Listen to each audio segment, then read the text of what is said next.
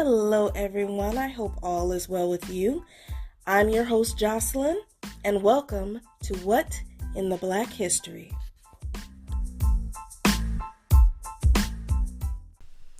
Hello and welcome back. I do hope all is well with you. Before we get started on this week's topic, just a mild trigger warning letting you know this week's topic is going to be talking about a plot to massacre individuals and cause destruction. It's also going to be talking about hanging, not in great detail.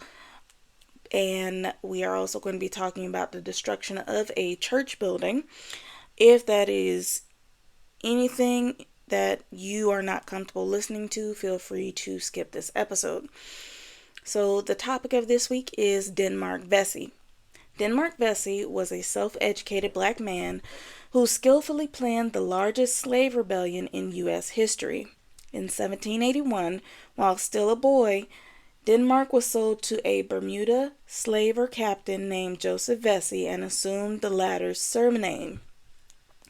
He accompanied the captain on numerous voyages, and in 1783, the two settled in Charleston, South Carolina.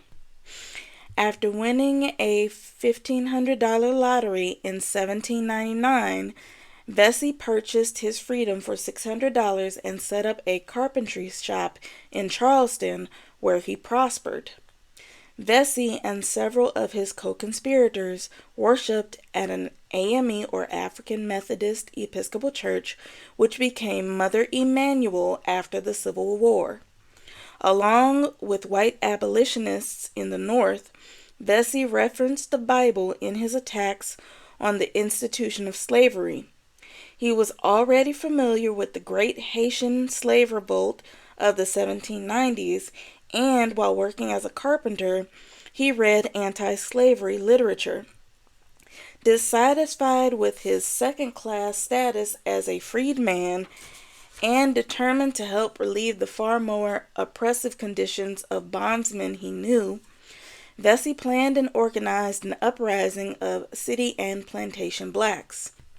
The plan reportedly called for the rebels to attack guardhouses and arsenals, seize their arms, kill all white enslavers, burn and destroy the city, and free the enslaved people.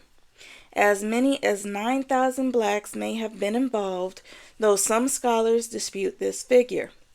Warned by two of the slaves involved, white authorities on the eve of the scheduled outbreak made massive military preparations which foresaw the insurrection.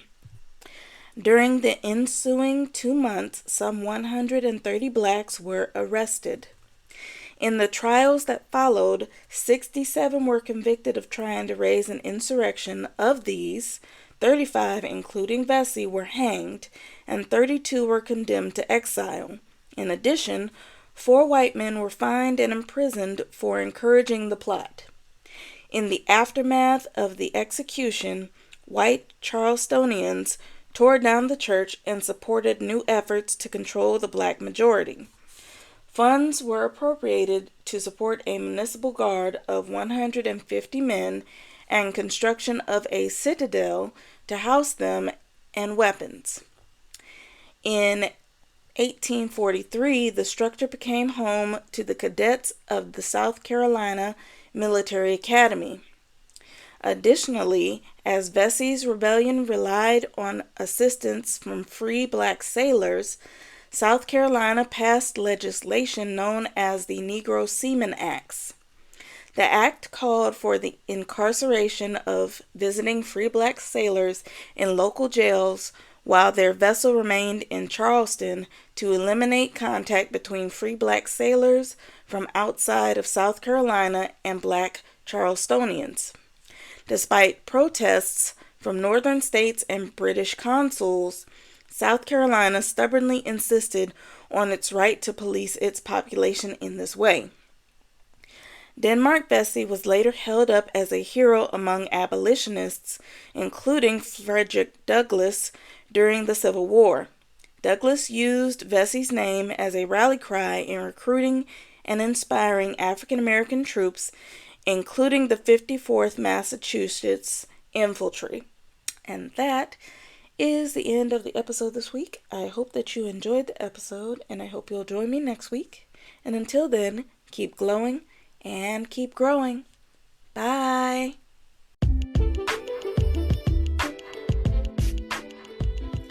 Thank you for joining me today on What in the Black History. If you enjoyed the show, please leave a 5-star rating on Spotify to help the show grow. You can also help the show grow by telling your friends, family, and coworkers to listen in. Stream What in the Black History on Spotify, Amazon Music, iHeartRadio, or wherever you get your favorite podcasts. And if you have any suggestions on little-known Black history facts that you think that I should do, email me at whatintheblackhistory@gmail.com. Bye.